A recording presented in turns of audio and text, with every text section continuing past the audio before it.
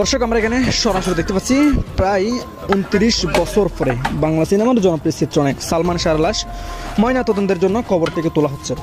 বাংলাদেশে শাহরুখ খান ছিল সালমান শাহ, মাঝখানে শুনলাম লাশ নাকি উঠানোর একটা কথা বলতেছে। আমাকে বললে আমি মারা যাওয়ার পরে একটা মানুষকে নিয়ে যেভাবে করে কামড়াকামড়ি শুরু করছে এটা আসলে ঠিক না। আল্লাহ তাআলা তাকে ব্যস্ত নসিব করুক। ছাড়ার সময় বিমানবন্দরে ইমিগ্রেশন পুলিশের কাছে আটক হলেন। সে পালানোর সময় এয়ারপোর্টে সেনাবাহিনীর ভয়ঙ্কর অভিযানে গ্রেফতার সালমান শাহর স্ত্রী সামিরা। বলতেছে মিডিয়ার সামনে সালমান নাকি আত্মহত্যা করছে, সালমান শাহর শাশুড়ি বলতেছে আত্মহত্যা করছে। সামিরা, সালমান শাহর পরিবার, এমনকি সালমান শাহর শাশুড়ি, তারা নিজ হাতে সালমান শাহরে মাইরে এই ফ্যানের সাথে লটকাই দিয়েছে, তাতে কোনো সন্দেহ নাই। আমি আত্মহত্যা করিনি, আমাকে মেরে ফেলা হয়েছে। আমি আমার হত্যার বিচার চাই। পাপ বাপকেও ছাড়ে না, সত্য কখনো লুকানো থাকে না। এবার সামিরা কোথায় যাবেন এবং ডন কোথায় যাবেন, সত্য কথা প্রকাশ পেল। দর্শক শ্রোতা থেকে একই রায় পেল, সালমান শাহর লাশ খুঁড়ে নিয়ে ময়না তদন্তে নিয়ে পোস্টমর্টম করা হবে। দর্শক শ্রোতা বিস্তারিত দেখতে পারবেন। আজকের ভিডিওটা অনেক চাঞ্চল্য এবং ইম্পর্টেন্ট হতে চলেছে, তো আমরা মূল ভিডিওর অংশের দিকে চলে যাব। তরুণ নায়ক নায়িকারা হাজার বক্তরা যে কথাগুলো বলেছে এবং সামিরা এবং ডনের মাধ্যমে যে কথা প্রকাশ পেয়েছে, আমরা কথাগুলো বিস্তারিত দেখে আসবো। ভিডিওটি না টেনে অবশ্যই শেষ পর্যন্ত দেখতে থাকবেন। আপনাদের কাছে ছোট্ট একটি রিকোয়েস্ট, আপনি যদি আমাদের চ্যানেলে নতুন হয়ে থাকেন অবশ্যই চ্যানেলটি সাবস্ক্রাইব করে দিয়ে পাশে থাকবেন। শুরুতে ভিডিওর বিশেষ কিছু অংশ থেকে আজ করতে পেরেছি, অবশ্যই ভিডিওর অংশটুকু অবশ্যই দেখে আসবো। তো ভিডিওটি লাইক করে ভিডিওটি শেষ পর্যন্ত দেখতে থাকবেন। বাংলাদেশে শাহরুখ খান ছিল সালমান শাহ, মাঝখানে শুনলাম লাশ নাকি উঠানোর একটা কথা বলতেছে। আমাকে বললে আমি মারা যাওয়ার পরে একটা মানুষকে নিয়ে যেভাবে করে কামড়াকামড়ি শুরু করছে এটা আসলে ঠিক না। আল্লাহ তাআলা তাকে ব্যস্ত নসিব করুক। আর যদিও আত্মহত্যা মহাপাপ, আমরা কেউ জানি না আসলে উনি আত্মহত্যা করেছেন কিনা, কিন্তু এই যে এত বছর পর ওনাকে নিয়ে আবার কথা হওয়া, মাঝখানে শুনলাম লাশ নাকি উঠানোর একটা কথা বলতেছে। আমাকে বললে আমি সালমান শাহ যে এখন আত্মহত্যা এই বিষয়টা কেমন লাগছে? ভালো লাগে না, ভালো লাগে না। একটা মৃত মানুষকে নিয়ে এত টানা হেচড়া হচ্ছে। তো মানে আমি জানি না, এটা তাদের ফ্যামিলি ব্যাপার। আসলে ওনার মারা যাওয়ার সময়টাতে তো আসলে আমি ছিলাম না বা আমরা জানতাম না। মানে এখন দেখি অনেকেই এসে অনেক কিছু বলে, কিন্তু আমাকে পার্সোনালি জিজ্ঞেস করেছেন।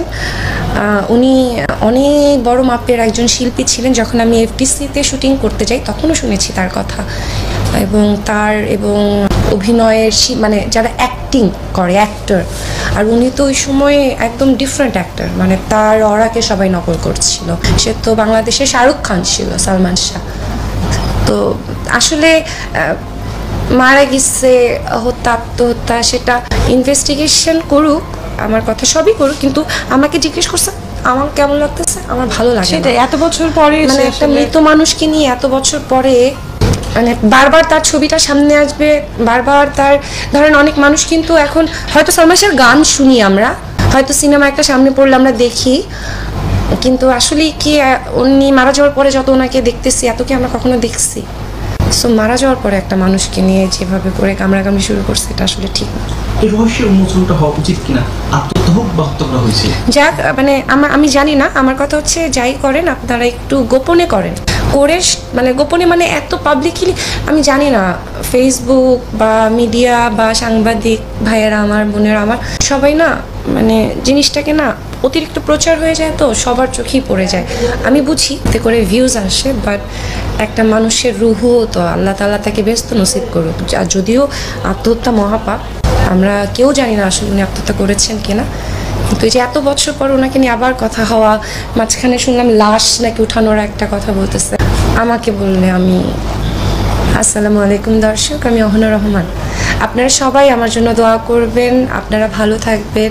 আমরা ভালো ভালো কিছু নাটক করার চেষ্টা করছি, ভালো ভালো কিছু নতুন মুখ মানে আসুক আমাদের ইন্ডাস্ট্রিতে, চেষ্টায় আছি। আপনারা আমাদের জন্য দোয়া করবেন, আর সবাই সবাইকে ভালোবাসা দিয়ে যাবেন। এত ঘৃণার আসলে কিছু নাই। পৃথিবী 2 দিনের, আজকে মরে গেলে কালকে আপনার 4 দিনকে 5 দিনের দিন আপনার নামও ভুলে যাবে। সো আপনি আমাকে দেখতে পারেন না পারেন বা গালি দেন, মানে কিছুই কারো যায় আসে না। একটা কথাই বলবো, দিন শেষে সবাই ভালো থাকুন, পরিবারের সাথে থাকুন, বাবা মায়ের সাথে থাকুন, স্ত্রীর সাথে থাকুন, হাজব্যান্ডের সাথে থাকুন, পরিবারকে নিয়ে ভালো থাকুন। টোটালি এটাকে বায়াস্ট করে এটাকে আত্মহত্যা বলে চালাইছে। তাদের আইনের চোখ অন্ধ ছিল, তার লাইসেন্স করা পিস্তল ছিল, সে যদি সুইসাইড করবে সে ফেনে লটকানোর কোনো প্রয়োজন ছিল না। সামিদার যত বক্তব্য আমি লাইভে দেখেছি, তার প্রতিটা বক্তব্য প্রতিহিংসামূলক এবং হিংস্র। এটা কখনোই এটা আত্মহত্যা ছিল না। আমি একজন সালমান শাহ ভক্ত, এই জন্য আমি ফেসবুকে দেখেছি আজকে যে মানববন্ধনটা আছে, আমি মনের টানে হৃদয়ের টানে আসছি।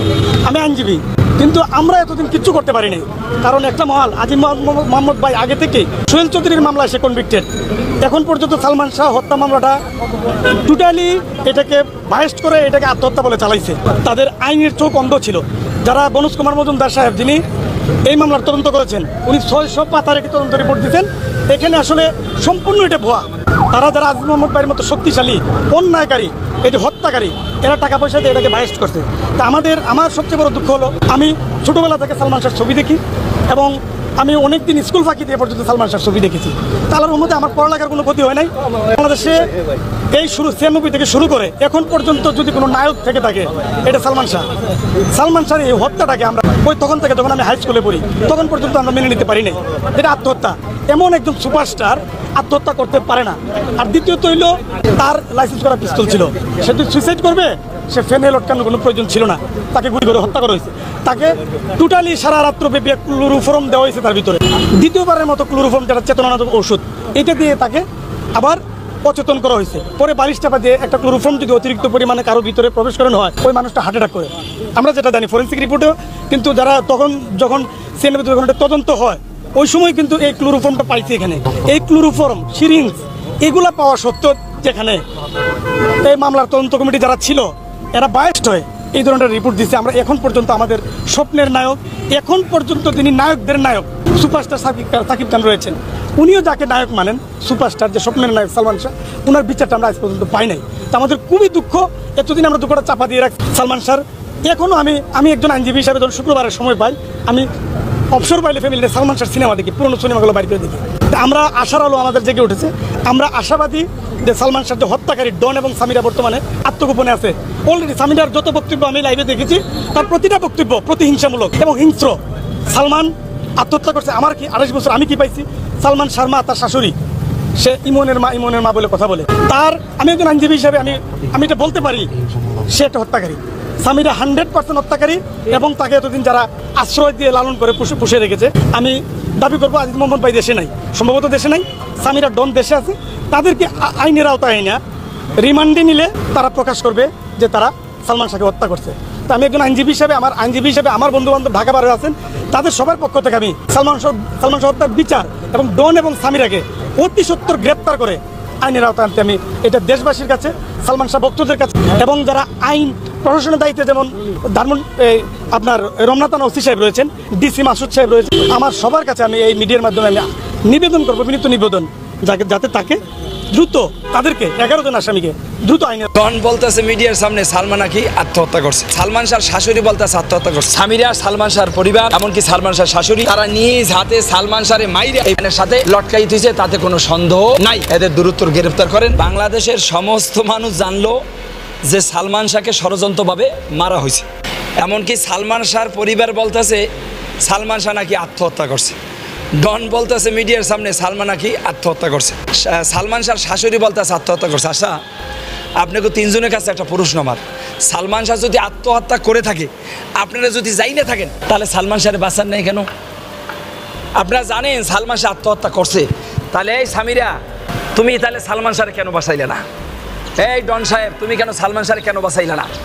সালমান শাহর শাশুড়ি, তুমি কেন বাঁচাইতে গেলে না? যদি পরিকল্পনা মৃত্যু হয়ে থাকে, সালমানের যদি মৃত্যুবরণ নিজে করে থাকে, তাহলে তোমরা কিভাবে শিওর হইলা যে সালমান শাহ নিজে মৃত্যুবরণ করছে? এই বাংলাদেশে অগণিত মৃত্যু হয়েছে ভাই, আমি জানি। নিজের স্বামী তার পরিবারের মাইরা রশির সাথে জটকাই আরের লগে জড়াই থুইছে। মানুষজন ডাইকে বলে কি কয়, আমার স্বামী, আমার পরিবার আপনার ফাঁসি দিছে। ডনে সামিরা, সালমান শাহর পরিবার, এমনকি সালমান শাহর শাশুড়ি, তারা নিজ হাতে সালমান শাহরে মাইরা এই ফ্যানের সাথে লটকাই দিয়েছে, তাতে কোনো সন্দেহ নাই। বাংলাদেশের মানুষ এই 3টা মানুষের দ্রুত গ্রেফতার চায়। এই 3 মানুষের গ্রেফতার করলে বাংলাদেশের মানুষ একটু শান্তিতে পাবে। 29 বছর পর এই খবরটা কেন আসলে এটা একটু জাতি জানতে চায়। 29 বছর পর মানুষের মাঝে কেন উদয় হইলে একটু মানুষ জানতে চায়, প্রশাসন জানতে চায়। বর্তমানে অন্তর্বর্তী সরকারকাল এত বছর বলতে পারে নাই, কার ডরে অথবা কার ভয়ে। হ্যাঁ, এখন মানুষ একটু ডক্টর ইউনূস সাহেব বাবাজি বলছে যে সমস্ত মানুষ এখন বর্তমানে কথা বলতে পারবে। এই সমস্ত মানুষ একটু মুখ খোলার সুযোগ পাইছে। তো সালমান শাহরে তার শাশুড়ি, সালমান শাহর শাশুড়ি, তার পরিবার, সামিরা, এই ডন 3 জনে মিলা মাইরা তারে ফ্যানের সাথে লটকাইতেছে, তাতে কোনো সন্দেহ নাই। এদের দ্রুত গ্রেফতার করেন। ধন্যবাদ দাদা।